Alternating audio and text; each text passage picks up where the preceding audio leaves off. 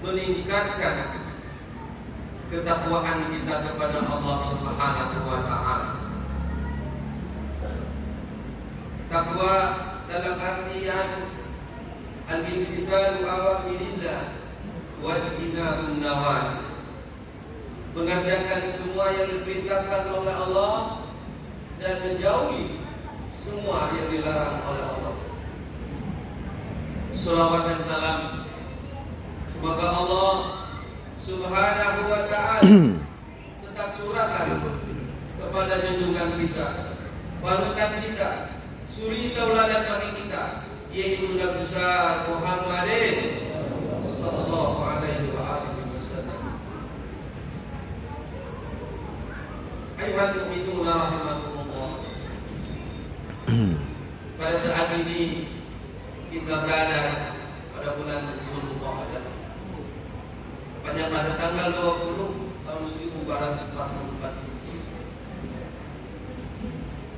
Sebentar lagi kita akan menghadapi bulan suci hari raya Idul Adha. Dan doakan semoga jemaah haji kita, terutama Indonesia dan Palembang, menjadi jemaah haji yang diberikan keselamatan oleh Allah Subhanahu wa taala, terutama di daerah atau kota Makkahul Mukarramah dan Madinatul Munawwarah. Semoga selalu diberikan rahmat oleh Allah, dijaga oleh Allah, dan dijadikan semua jemaah haji pada tahun ini menjadi jemaah haji yang mabrur dan makbul. Amin, amin. Ma'asyiral muslimin, jemaah salatul hadirat Allah Subhanahu wa taala. Di awal khutbah tadi kami sudah mensindir firman Allah di dalam surat Al-Jathiyah ayat 24. Allah Subhanahu wa taala firman, A'udzu billahi minasyaitonir rajim. Bismillahirrahmanirrahim. Wa qalu ma hiya illa hayatuna dunya namutu wa nahya wa ma yuhlikuna illa ad-dahr wa ma lahum bidzalika min ilmin in hum illa yadhunnun. Wa qalu ma hiya illa hayatuna dunya, dan orang-orang kafir mereka berkata, ma hiya illa hayatuna dunya, yang namanya kenikmatan, kesenangan hanya hidup di dunia. Mereka berkata, namutu wa nahya, mati kami, hidup kami hanya di dunia. Wa ma yuhlikuna illa ad-dahr, dan tidak ada yang bisa membinasakan kami kecuali namanya masa. Lantas Allah Subhanahu wa ta'ala menangis pernyataan dari orang-orang kafir tersebut. Wa ma lahum bidzalika min ilmin illa yazunnun. Kalian tidak tahu tentang hal itu, kalian hanya menduga-duga saja. Al-Quran surat Al-Jathiyah ayat 20. Ma'asyiral muslimin, jemaah salat Jumat diadakan Allah Subhanahu wa taala. Mengapa dalil ini kami ambil adanya pada kesempatan ini? Karena memang pada saat ini banyak sekali kaum-kaum ad-dahriyun, orang-orang yang mengkultuskan bahwasanya jabatan, pangkat, harta itu merupakan penentu kebahagiaan orang di dunia ini. Padahal itu sudah sekedar sarana untuk menuju perjalanan akhirat yang lebih kekal ada. Orang-orang apabila dia berpikiran mindsetnya sama dengan orang-orang kafir ini, maka mereka akan mendapatkan penyakit baru, yaitu yang bernama future shock. Kalau dalam bahasa kita, future shock itu adalah orang yang memandang dimensi masa depan itu dengan pesimis. Depresi yang berlebihan. Kemudian banyak yang majnun.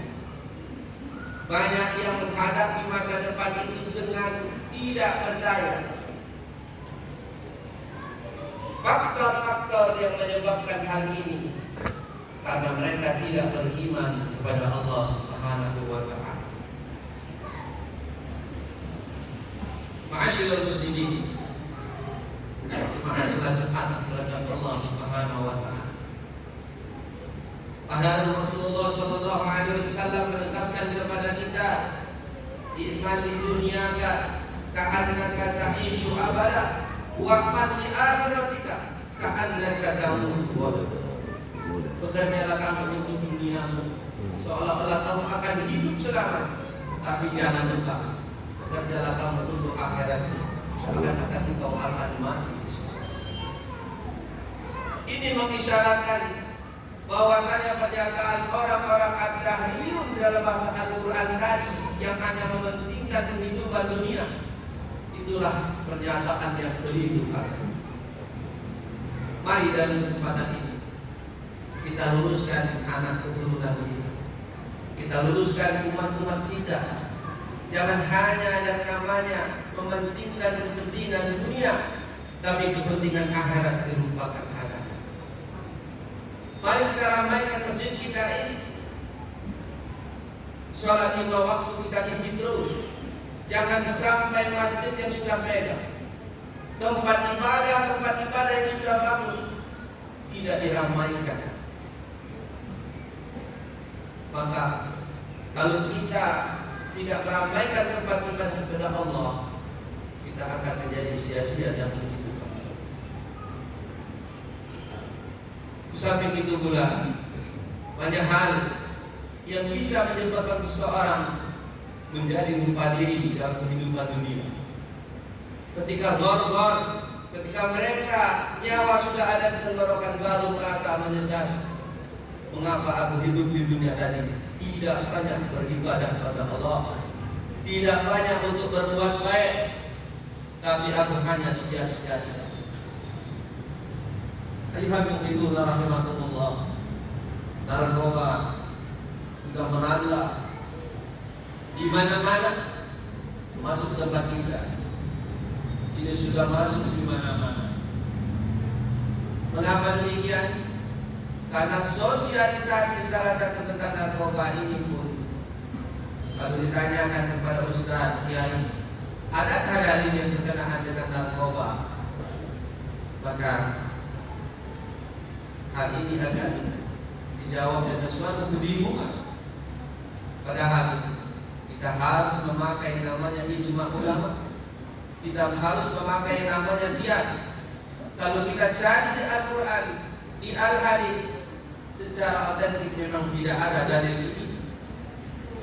Tetapi kalau kita pakai qiyas, ijma ulama, bahwasanya khamar itu haram, maka sesuatu yang menghilangkan akal orang, menghilangkan yang namanya pikiran jernih seseorang, itu pun termasuk haram, termasuk jenis narkoba ada. Ini jangan sampai melanda keluarga kita. Kalau melanda keluarga kita, na'udzubillah min dzalik, malah susah untuk hilang itu. Digeruki yang masih dibacakan belakang sholawat, diputarkan ke pondok pesantren dan sebagainya, akan terus berlangsung. Mengapa? Karena syarat otak mereka sudah rusak adanya. Begitu dalam kesempatan ini, mari kita arahkan diri kita, anak keturunan kita, masyarakat kita ke arah yang benar, ke arah menuju jalan Allah Subhanahu wa ta'ala. Kadang-kadang orang semakin bertambah usia, semakin lupa pada Allah. Wadah kata Rasul, yakbaru ibnu Adam wa yakbaru ma'ahu isnan. Semakin bertambah umur seseorang, semakin dia cinta kepada dua hal. Yang pertama, tulul amal, angan-angannya semakin panjang. Maka kalau umur kita semakin bertambah, angan-angan kita semakin panjang untuk urusan dunia, maka hati-hati kalau kita dikatakan orang yang keliru.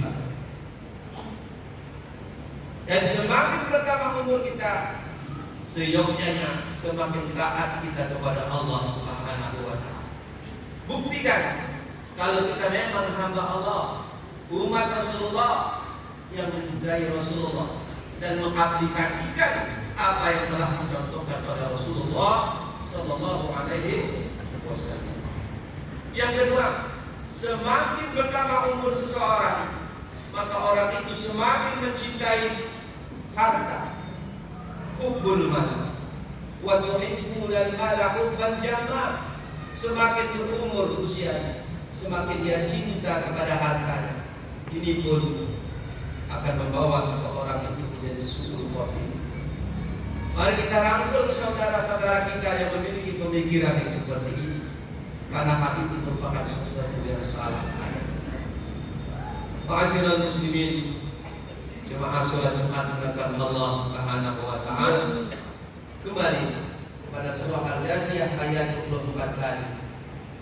Mari kita jangan termasuk orang-orang yang takliyun, yang selalu mementingkan kehidupan dunia tapi tidak mementingkan kepentingan akhirat. Wabtaghi bima atakallahu daral akhirah wa la tansa nasibaka minad dunya. Tuntutlah untuk keperluan akhirat, tapi jangan juga lupa untuk kepentingan dunia. Atau sebaliknya, tuntutlah duniamu, tapi jangan lupa kepentingan akhirat. Karena yang abadi adalah akhirat, bukan yang abadi dunia. Dunia ini hanya lahirun walahun, panggung saja yang nantinya akan kita tinggalkan. Dan jangan sampai kita mengejar namanya bayangan. Bayangan itu semakin kita kejar, tidak akan dapat oleh kita. Itulah gambaran kalau kita hanya mengejar yang namanya dunia. Ma'asyiral muslimin, jemaah salat Jumat dimuliakan Allah Subhanahu wa Ta'ala. Semoga dengan khutbah yang singkat ini akan menambah ghirah kita, mujahadah kita untuk selalu meningkatkan ketakwaan keimanan kita kepada Allah Subhanahu wa Ta'ala. Dan kita sampai mati kita pertahankan bahwasanya ketauhidan kita la ilaha illallah Muhammadur Rasulullah itu akan kita pegang dalam kehidupan kita. Mudah-mudahan khutbah yang sisa ini adalah manfaat bagi kita semua. Amin. Jangan sampai kita selalu melaksanakan perintah Allah, terutama sholat Jumat ini, tapi dalam hasilnya kita tidak ada apa-apa. Kita istiqomah dimanapun tempat kita berada. Kita tetap melaksanakan sholat lima waktu, termasuk sholat Jumat ini. Karena ada orang yang mengatakan sholat Jumat termasuk tidak wajib. Sholat Jumat hanya sunnah muakkad ada. Ada yang mengatakan sholat Jumat tidak wajib. Maka di mana-mana pun tidak dipindahkan pada umat sesama umat. Mudah-mudahan beliau yang berada di luar yang tanpa alasan apapun untuk tidak melaksanakan sholat Jumat ini selalu diberikan hidayah oleh Allah Subhanahu wa Ta'ala. Amin ya rabbal alamin. A'udzu billahi minasyaitonir rajim. Bismillahirrahmanirrahim. Idza jaa nasrullahi wal fath wa ra'aita an-nasa yadkhuluna fi dinillahi afwaja fasabbih bihamdi rabbika wastaghfir innahu kana tawwaba. Barakallahu li wa lakum bil Qur'anil azim wa nafa'ani wa iyyakum bima fihi minal ayati wadh dhikril hakim wa taqabbal minkum tilawatan innahu huwas samiul alim. Allahumma salli wa sallim ala sayyidina Muhammadin wa ala ali sayyidina Muhammad.